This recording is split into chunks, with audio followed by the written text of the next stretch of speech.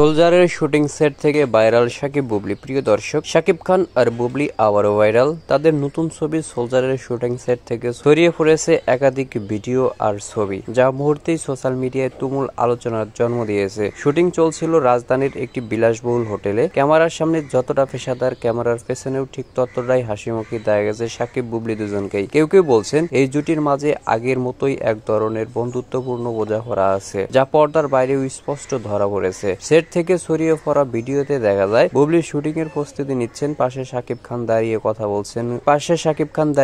বলছেন। এক পর্যায়ে দুজনের মাঝের এক ঝলক হাসি, সেটা এখন সোশ্যাল মিডিয়ায় ভাইরাল। ভক্তরা কমেন্টে লিখছেন, পুরনো ম্যাজিক আবার ফিরছে, সাকিব বুবলি মানেই কেমিস্ট্রি। তবে কেউ কেউ আবার বলছেন এটা হয়তো সিনেমার প্রচারের অংশ।